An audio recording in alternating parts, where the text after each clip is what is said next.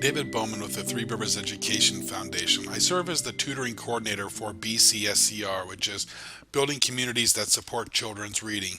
For the last couple of weeks, I've been looking very closely and very deeply at the tutoring results for the fall 2015 tutoring cycle. And I've been looking very carefully to see what exactly did we accomplish during that semester. See, we've been telling folks that overall the students made a 1.19 grade level increase, or about a 1.2 grade level increase during the 24 to 32 hours that we tutored students. But that is a very broad average, and because it's such a broad average across so many kids, it's very easy to hide specifics that might help us to know exactly how did it work for individual kids, how did it work across time, how did it work for different grade levels, and what can we learn from it in order to continue to improve the program.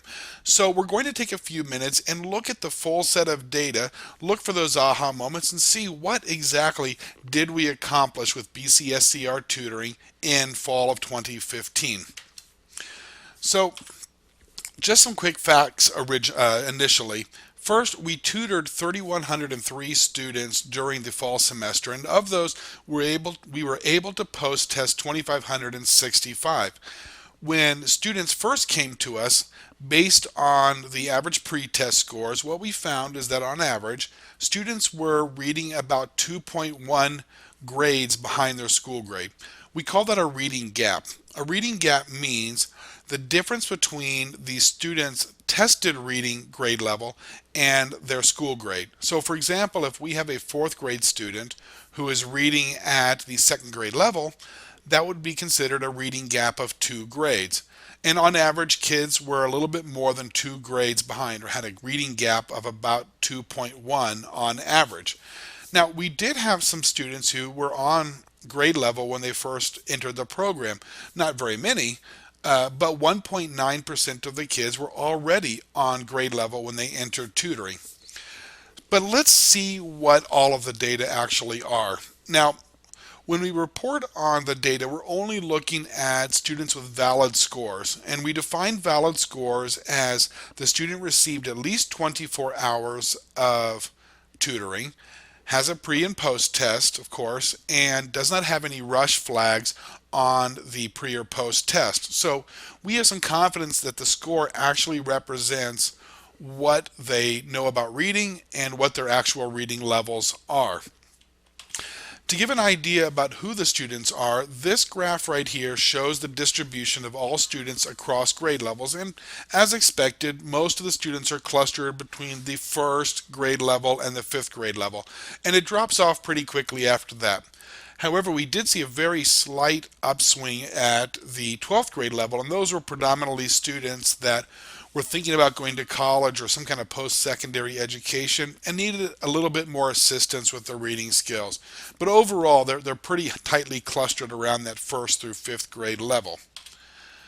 Now, because we have their pre-test scores, we're able to look at their reading gaps. Where are they reading relative to their school grade? And as expected, each year for these students, that reading gap gets a little bit greater.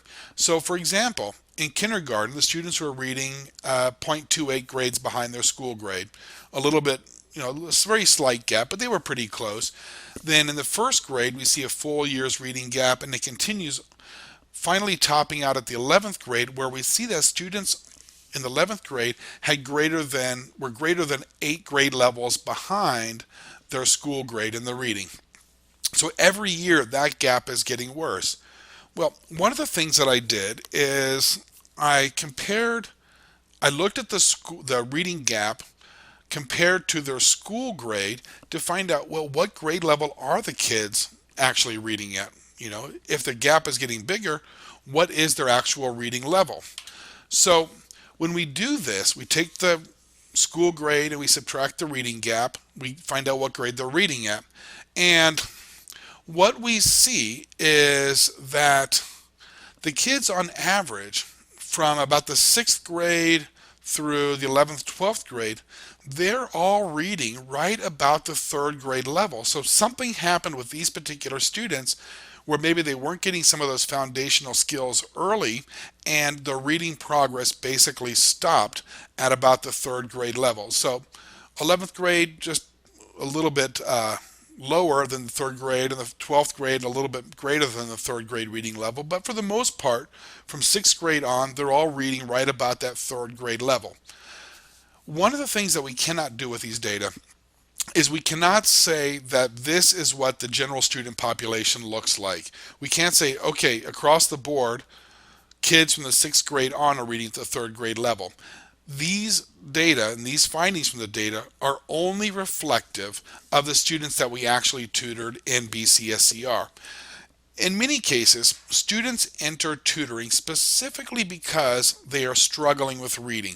We have a very select type of population. We go to the schools and we say, we've got this great tutoring program, we'll help kids make some very substantial progress, help us to register kids. And they're going out, beating the bushes, trying to find the kids whom they think are most in need of assistance with reading. And the kids that they find for us, and the kids that the parents register, from 6th grade on are all reading at about the third grade level. So we have to be careful. These are only indicative of our kids. We cannot generalize to the overall student population. But it's interesting that the students that we tutored seem to top out about the third grade. Now, this becomes very important when we start to look at the post-test results and the type of progress they make as a result of the intervention with BCSCR tutoring. And we'll come to that in just a moment. Now, here's that overall reading achievement that we're talking about, overall average for our students. There's the 2.1 grade level gap when they enter the program, and then at the end of the program, the 0.91.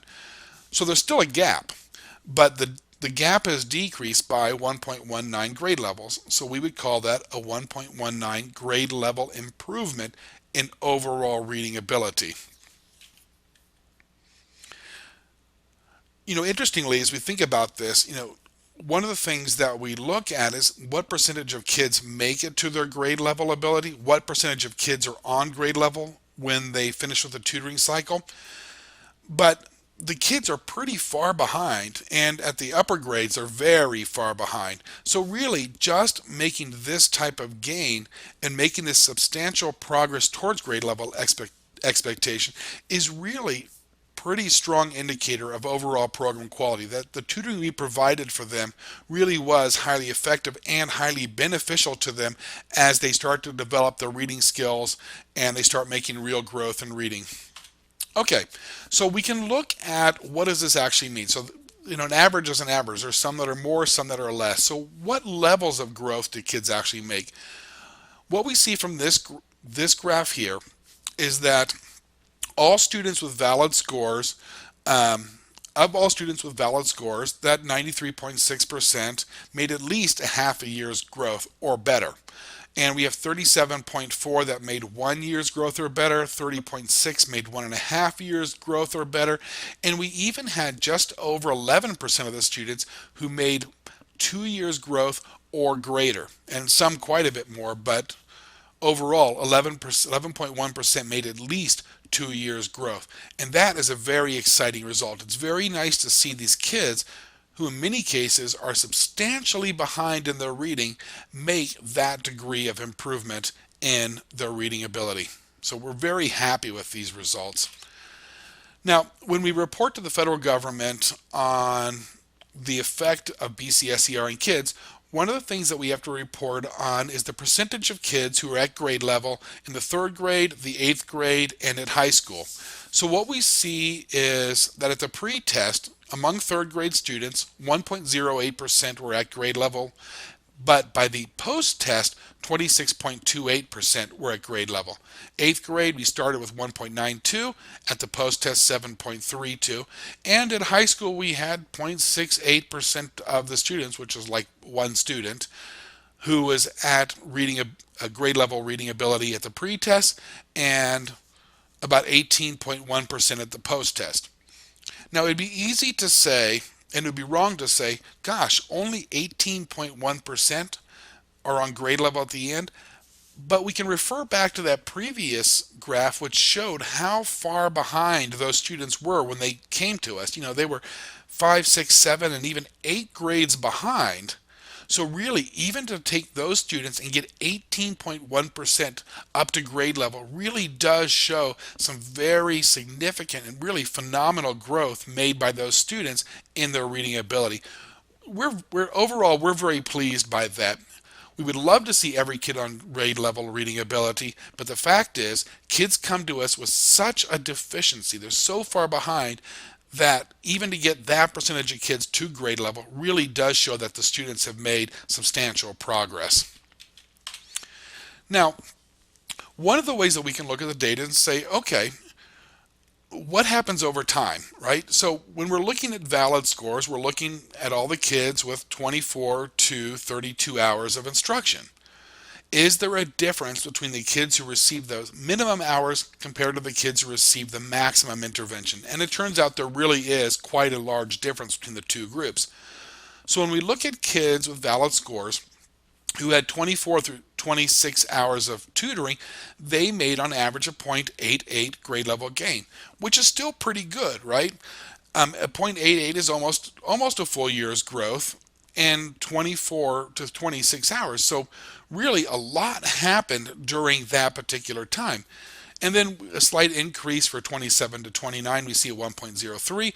But then we look at the students who received the maximum intervention, the full 30 to 32 hours of instruction, and we see that those kids on average made a 1.37 grade level gain, which is a very strong gain. All right, so the difference between 24 to 26 and 30 to 32, well, let's just do the math. So 1.37 minus 0.88, and what we see is that those 6 hours at the end equate to just about a half a grade level's growth among those students. So we learned two things from this. One, we learned that students who receive the maximum intervention, the full 30 to 32 hours, will significantly outperform students who received fewer hours of service. But the other thing that we can notice from this is that growth is not linear. It seems to accelerate over time. It's not a direct line from 0.88 to 0.37. There's not much gain from 0.88 to 1.03. There's a greater gain from 1.03 up to 1.37. Growth is accelerating over time. And we would kind of expect that, because what is happening with so many students is they're missing those fundamental early skills on which more sophisticated skills are built, that they're based on. So as we see students get a grasp of those beginning skills, the beginning phonics, the beginning phonemic awareness and so forth, and the vocabulary discovery process and all of that, then they can start to build on those skills and they attain over time an accelerated rate of growth. So really, when we're talking about all students with valid scores, we can really point to that 1.37 and say, look, this program has helped students make very significant gains in their reading ability. That is actually far better than that 1.19, which is the entire population from 24 to 32 hours. And it's really for this reason that we work closely with parents and with teachers and tutors and school administrators to see if we can make sure that every student is going to receive the maximum number of hours possible, because we know from the data that those last few hours are very important to a student's growth in reading. All right. Now, let's take a look at pre and post test. Again, this is all kids with valid scores. So the blue line at the top over there, we've seen that before. That's the reading gap at the pre-test. So what was it at the post-test? The red line at the bottom is the post-test grade level reading gap by grade. And interestingly, we see that at the kindergarten, there's a negative gap, which means a negative gap means they are above the reading grade level on average. So they're at 0.33, or a third of a grade above the grade level expectation. First grade, they're still at a 0.22 grade level gap. Second grade, a 0.43, then a 0.66 for third, and so forth. Now, One of the things that we have to know about this is we're looking at the fall results. So the tutoring ended in December, halfway through the school year. We really wouldn't expect to see students on grade level halfway through the grade year. So, for example, by the end of third grade, we would want all kids to be at the third grade level. But really, until the end of third grade, we don't have that expectation. We would be expecting them to be making progress towards the grade level expectation for that academic grade. So if we say, for example, first grade, they're still 0.22 behind, that means they've got January, February, March, April, and May to reach that grade level expectation. We're certainly within a grade with a reading gap, certainly within a half a grade for those lower levels, those lower grades. So really, it wouldn't be unreasonable to expect that by the end of the academic year, those kids are going to be on grade level because they're very close halfway through the school year. So the other thing that we can look at here is before we looked at the fact that sixth grade on, kids seem to top out about the third grade, and that reading gap got bigger every single year. They just got farther and farther and farther behind. But now when we look at this from about the seventh grade on, we see that all the kids have a reading gap of about 2.33. 12th grade is still a little bit farther behind, but in the 2 to 3 year range behind. Instead of that reading gap continuing to get bigger every year, through BCSCR tutoring, we have basically halted the increase in those reading gaps. We have actually stopped that progression of the reading gaps getting larger over time. Now, when we compare this to reading grade levels, we're going to see something very exciting that is a very strong indicator of program quality. Now, we need to look at different subpopulations. So far we've been talking about all the valid scores, 24 to 32 hours, pre and post test, no rush flags. But I've conducted an audit of every single tutor's instruction to see what exactly are they doing. We're looking for very specific compliancy issues, which means groups of 3 or 4, about 2 hours of tutoring every week in 2 1-hour blocks, and the tutor is addressing all 6 components of reading every week. So with those definitions in mind for compliancy, we can separate out compliant groups and non-compliant tutoring environments and then see if there's any difference between them. So let's first look at that second column from the left, and there's all the valid scores. So there's the general population, and we see that 1.19 grade level growth. But in those tutoring environments that were fully compliant, what we see on average, 24 to 32 hours, is that the kids in that group made on average a 1.38 grade level gain. So all valid scores, fully compliant with the BCSCR model, dramatically outperformed the general population, which means that the BCSCR model is more successful at helping kids make reading progress than what we see in the general population, which will include both BCSCR model and everything else that tutors might be doing. So that's a nice 1.38. That's great. Then we can look on the far right, and we see the smallest column over there, which is the 0.63 grade level increase, which we say valid score is non-compliant, which means the schedule might be off, the group size might be off, maybe kids dropped out or so forth, or maybe the tutor didn't regularly address all 6 components. Well, some of those things are outside of the tutor's control. For example, if kids move away and they don't end up with that group of 3 or 4 students, there's not much a tutor can do about that. Or maybe the tutoring process started a bit late in the year and they had to have a compressed schedule in order to get kids the maximum amount of service time possible. Again, that's a bit outside of the tutor's control, so I really don't want to talk about that. However, I do want to talk about that third column from the left, the valid non-6 components.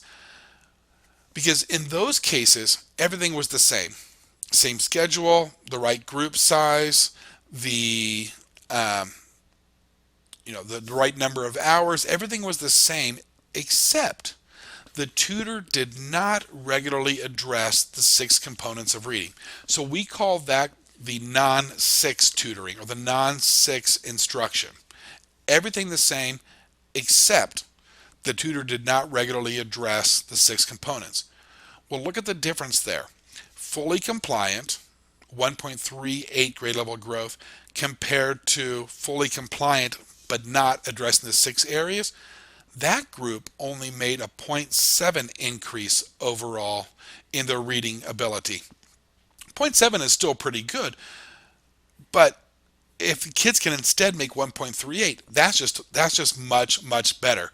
So we're working pretty closely with the tutors to make sure that every single one of them is able and understands how to fully address and regularly address those 6 components, because we know that overall in the average scores it makes about a 0.68 grade level difference. That's 2/3 of a grade difference in the same number of hours, with only that one thing being different.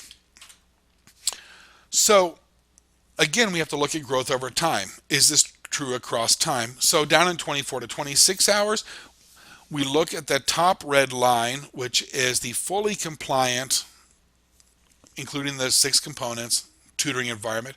And yes, it was a 1.1 versus a 0.8 for the general population. At the mid-range, a 1.16 compared to 1.03. And at the top level, fully compliant with the BCSCR program and the maximum service time, what we see is those kids on average made a 1.53 grade level gain. So when people ask, what can this model actually do?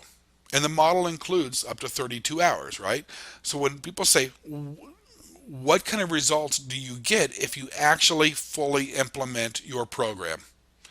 The answer is 1.53 grade level increase on average for students who receive 32 hours, the right schedule, 2 hours a week, the right group size, 3 or 4, and the tutor is regularly addressing all 6 components.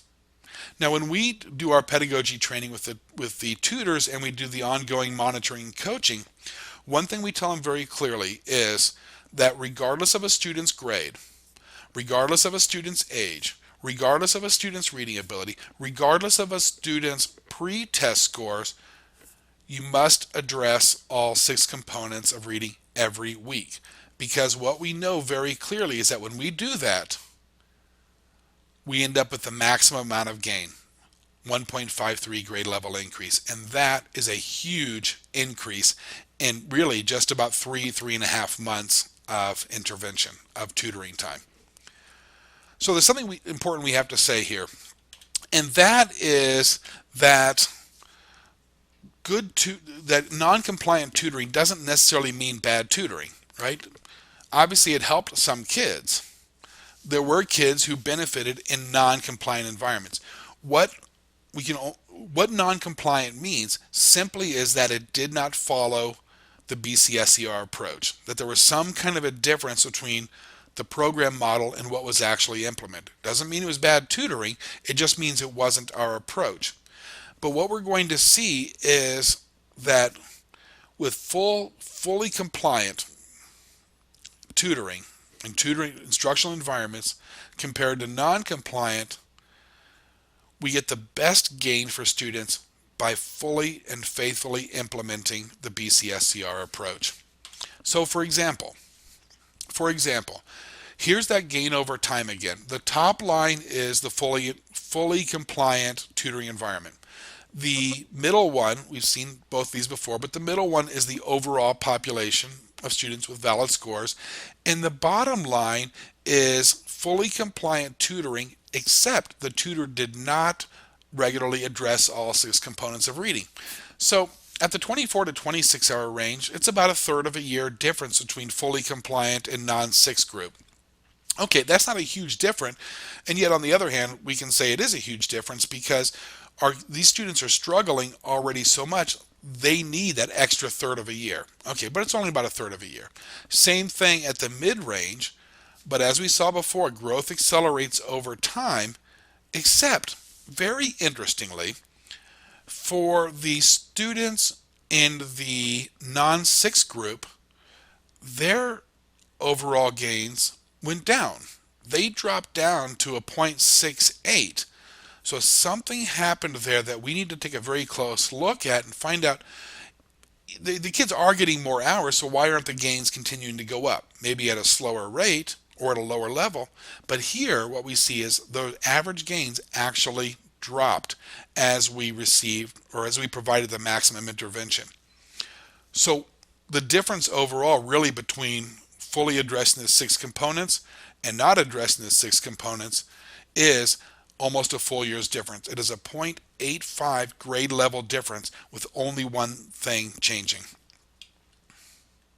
It's just, those are the numbers. I mean, we had enough numbers that we can say that that is a valid finding and a reliable finding regarding the efficacy of the BCSCR model compared to the non-compliant tutoring environments. All right, so let's keep looking at this fully compliant versus non-6. And like I said before, a lot of kids receive benefit in those non-compliant environments, and they even receive benefits in those non-6, fully compliant but non-6 environments. So for example, at the percentage of kids who move to grade level in fully compliant, 26.4. In the non-6 group, some kids did, but only 16.3. 1 year or greater gain, 41.8% of the fully compliant versus 29.8 of the non-6 group. 1.5 year gain or greater, 34.3 compared to 22.9. And at the 2 year grade level, 13.8 for the fully compliant versus 4.1 for the non-compliant. So yes, those non-compliant environments also helped kids, just not as much. And I think we owe it to the students who are already struggling to ensure that they're going to have the best possible chance to make the maximum amount of gain. And that means the BCSCR model as designed. That's what we need to give them the best chance overall. Now let's take another quick look here at the grade level gaps over time, over grade levels. Okay, so at the blue line at the top, that is the pre-test grade level gap, and that's the one that we looked at before, all the way down from that 0.28 all the way up to the 8.07 at the 11th grade level. The green line at the bottom, we've seen that before. That is the grade level gap for fully compliant tutoring, and with 30 or more hours. So that's the complete model with the complete intervention time. But what's that squirrely orange one in the middle? Well, the squirrely orange one in the middle is those students in the non-compliant tutoring environments who also received 30 or more hours. So they got the full intervention. So what did we get for it? Well, at the earliest levels, kindergarten, for example, we see that those kids also are on average reading above grade level. There's a negative gap there. First grade, not much of an effect. And frankly, if students are only if they're very close to grade level, it doesn't take an exceptional program to help them make grade level gains. So there's not much of a difference. And really, with small gaps, reading gaps, 1, 1.2, and so on like that, you don't really see much of an effect between a superior program and a mediocre program. But if we continue on up through the grade levels, where those reading gaps get bigger and bigger and bigger, the quality of the program becomes more apparent. So we're looking at that orange line in the middle, which is the non-compliant. Now we do see that the BCSCR model outperformed the non-compliant at every single grade level. But interestingly, at the 8th grade and up there at the 12th grade, the reading gap on the pre-test is pretty much equal to the reading gap on the post-test for those non-compliant programs. And what that tells us is that at least for those kids, non-compliant programs really didn't have any effect on their reading ability. By contrast, when we look at those two grade levels, For the fully compliant, the green line, what we see is that the BCSCR model, by contrast, had a great effect on helping those students reduce their average reading gap. So at every grade level, we have shown that the BCSCR model is outperforming anything else that the tutors might be doing. And finally, we take those reading gaps, we compare it to the school grade and say, okay, what grade are the kids reading at then, right? Now, the blue line, that is the reading levels at the pretest. And as we saw from about the 6th grade up, it flattened out at the 3rd grade. The green line is the reading grade level at the post-test. And what we see, and what we are very excited to see, is instead of the grades, just the grade level flattening out, each year it gets better. So instead of flattening out like this, it's the whole line starts to tilt like you would expect. See, if kids made every year, in each calendar year they made 1 year's growth, you would have this linear progression, so every year reading grade or reading ability increases. And that's what we're seeing at the post-test. And the reason why we're seeing that is because the greater the gaps are, the more effect that we can observe from the BCSCR tutoring. So instead of flattening out around the 3rd grade, we have this nice linear progression where every year kids are reading better. Now, the pink line at the top, that's what we would call expected growth. So at kindergarten, they're reading at 0, grade level 0, and at 12th grade, they're reading at grade level 12. Well, we're not quite there yet. But remember those initial gaps that we started with, 4, 5, 6, 7, and 8 years behind. We can be assured that we have made substantial progress towards those grade level expectations, and we have a more normal growth, a more linear growth, so that each year kids are having an increasing effect, increasing benefit from the program, and each year they're going to be reading better than the students in the lower grade, as we would want them to be. So we're very, very happy to see this. It was unexpected, but we're happy about it. We're very happy about it. Okay, so that's all of the K-12 tutoring. Now let's take a look at the pre-K, which is kind of a very different beast altogether, because one of the things we can't do at pre-K is we can't say, grade level increases, year growth and so on like that, because frankly the kids aren't in any grade level. So we have to look at them a little bit differently, and we're going to do that next. With the assessment that we used for the pre-K, we get a scale score basically. And on average, the students that we had with the pre-test, they were averaging just a hair over 400 points of scale score. We see a 200 point increase by the post-test. So what we know is that, basically there's a 50% increase overall during that time, 50% higher scores from 400 to 600. Okay, that doesn't mean so much, but let's take a look at where those scores are relative to the entire range of possible scores. Now, in this one, the blue bars represent the distribution of scale scores on the pretest. And what we see is that they're pretty heavily clustered down on the low end in the 300 to about 450, 500 range. Okay, there's a pretty tight clustering. We only have one kid, one 4-year-old student who was significantly higher than the scale score. The red lines, the red bars, on the other hand, are the post-test scores, and what we see is that the entire field of scores has shifted positively, and it's kind of broken away from that cluster as well. So we see this distribution of scores up there on the higher levels. So now we've got kids up in the 751 to 800 range, quite a few kids actually, or even the 600 to 800 range, where we didn't see any kids at all before. So the whole field has shifted up, indicating overall progress by the 4-year-old students in tutoring. Now, we can translate that, those are just numbers, right? What are those actual numbers? Well, there are 4 classifications of students at the pre-K level that we look at.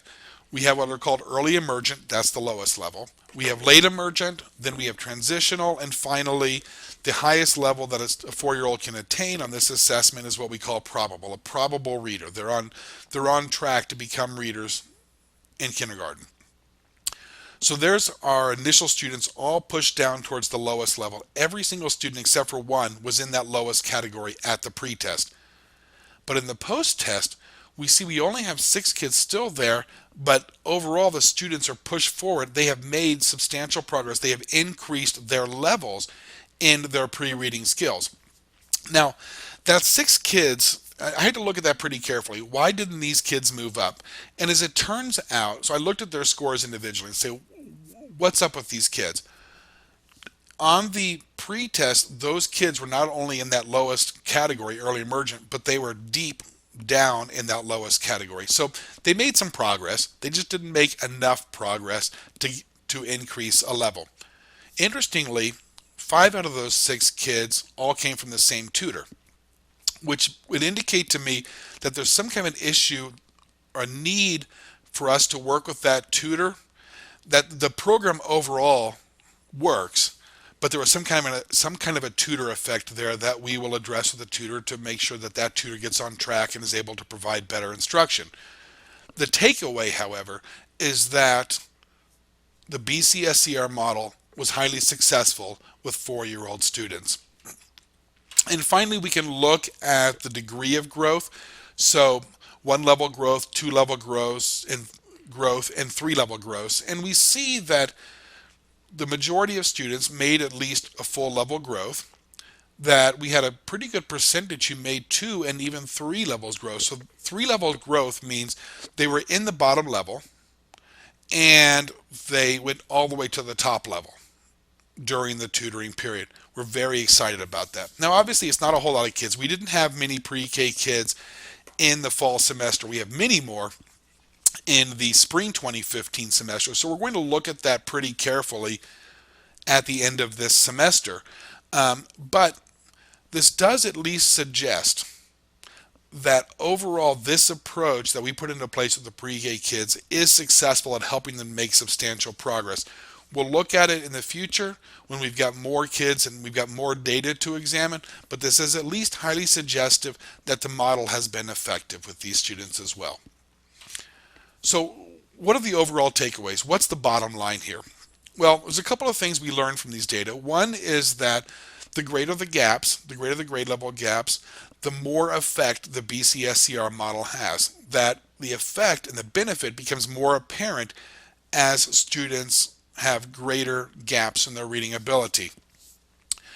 Not only that, but when we compared it to non-compliant tutoring, in particular that non-6 component group, what we find is that this model is outperforming anything else that the tutors might be doing. So not only does it work, it also works better.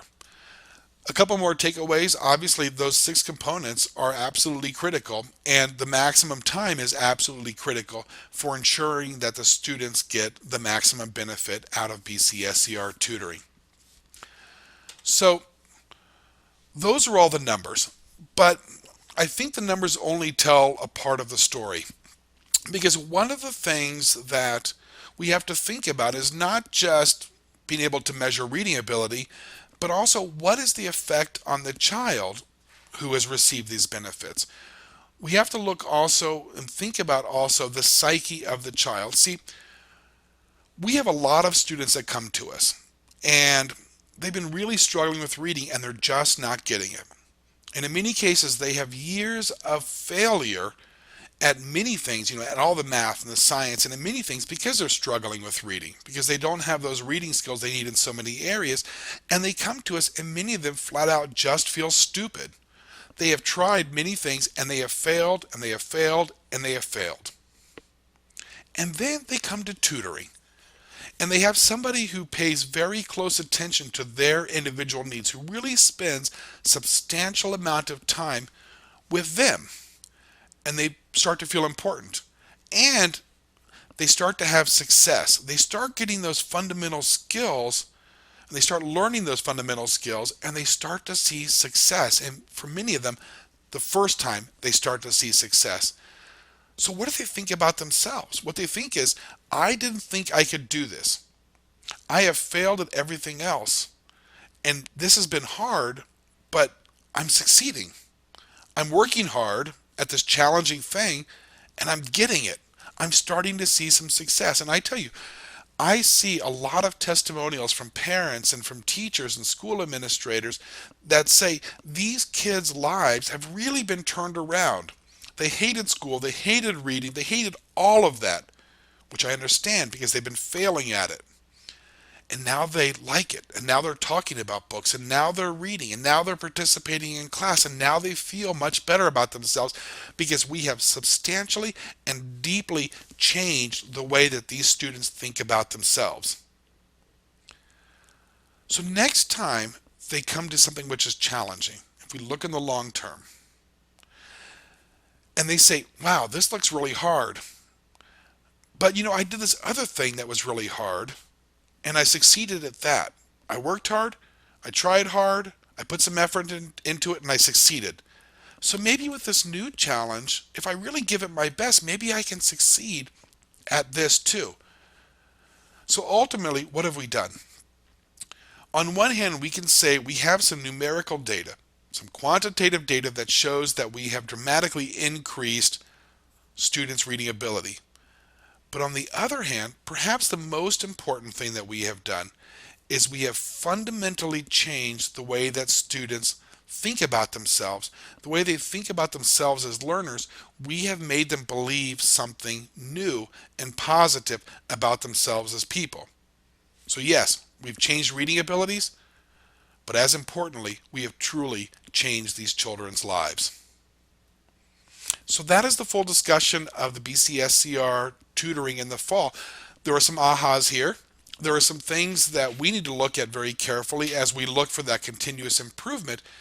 And I think that what we see over time is that even though we're already seeing great results, those great results are going to continue to improve. So thank you very much. Again, my name is David Bowman, the tutoring coordinator with BCSCR. Have a great day.